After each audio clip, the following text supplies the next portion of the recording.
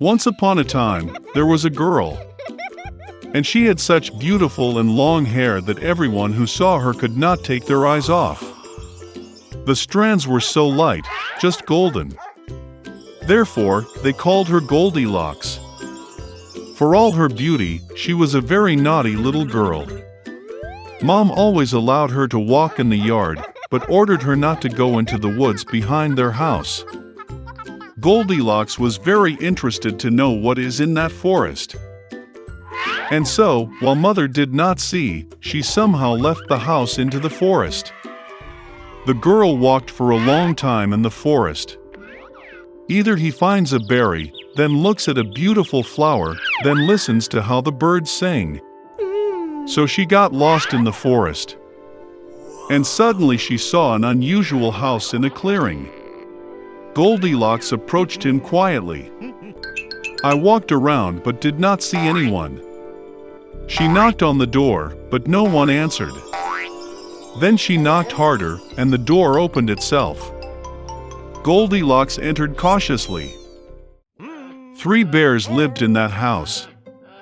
One bear was dad big and shaggy.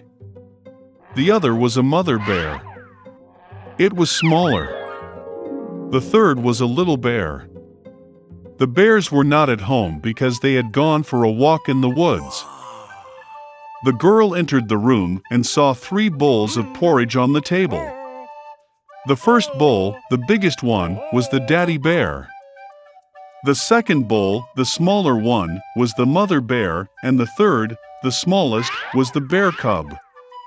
Near each bowl lay a spoon, large, medium, and small. Goldilocks was so hungry that she first wanted to eat from a large bowl. She took the largest spoon, took the porridge, tasted it, but the porridge was too hot. Then she took a medium spoon, took the porridge, tasted it, but the porridge was too cold.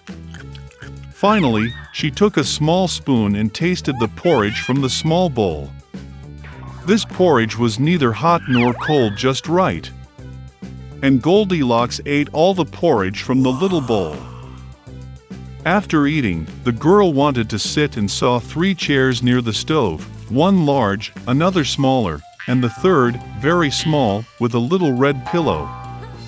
First, she tried to climb into the largest chair, but could not. Then the girl tried to sit on the middle chair, but it was very hard and uncomfortable. Finally, she sat down on the smallest chair, and it was just right for her. Goldilocks liked the chair so much that she began to swing on it. The chair cracked, broke, and she fell to the floor. The girl got up and went to another room. There were 3 beds, large, medium, and small. First, Goldilocks climbed onto the first bed, but it was too high and hard. I lay down on the middle one, it was too spacious and soft. The girl lay down on the third, smallest bed. She was just right for her. Goldilocks felt so comfortable and cozy that she quickly fell asleep. The girl was fast asleep when the bear family returned home. The bears got very hungry and immediately went to the table. Seeing his bowl, Papa Bear got really angry. Someone was eating my porridge. He growled. The bear mother also looked into her bowl and growled less loudly. Someone was eating from my bowl too. And the bear cub, seeing his empty bowl, cried loudly. Someone didn't just eat from my bowl, he ate all my porridge. The bears smelled something was wrong, left the table, and began to look around. Daddy Bear noticed that someone moved his chair and growled in a terrible voice. Someone was sitting on my chair. The bear mother looked at her chair and complained. Someone was sitting on my chair and moved it from its place. And then, the bear looked at his broken chair and again cried loudly. Someone did not just sit on my chair, but broke it. All 3 bears went cautiously into the bedroom. Someone was lying on my bed and crumpled it. Papa Bear roared in a terrible voice. And someone was lying on my bed too and crumpled it, growled the mother bear. The teddy bear looked at his bed and cried again, "Someone was lying on my bed." And then he saw the girl and squealed in a thin voice, "And still sleeps in her." Dad and Mom bears came to the bed and saw that a little girl was sleeping there. Goldilocks woke up from the cry of a bear cub, and was very frightened. There were 3 bears in front of her. She instantly jumped out of the house and ran wherever her eyes looked, without looking back. The girl ran for a long time. She was very tired, and then she saw her mother, who was looking for her missing daughter in the forest. Since then, Goldilocks always listened to her mother and did nothing without her permission. She became a very obedient, kind, and good girl. A long time ago, in the desert kingdom of Agrabah, there lived a poor guy Aladdin with his monkey Abu. To survive, he had to steal food from the market. But despite this, Aladdin was kind and honest, because he handed out everything stolen to starving children. One day, while walking through the city, Aladdin noticed how an apple merchant was threatening a young girl. She gave an apple to the child without asking, and now she had to pay. Seeing that the seller called the guards, Aladdin decided to save the girl. He took her hand and helped her hide. But the guards still caught up with the fugitives. And it turned out that the girl Aladdin saved was Princess Jasmine. The guards imprisoned the guy in a dungeon. That same night, the evil advisor of the Sultan Jafar made his way to his cell. He promised untold riches if Aladdin helped him get him a magic lamp from the Cave of Wonders. And Aladdin agreed.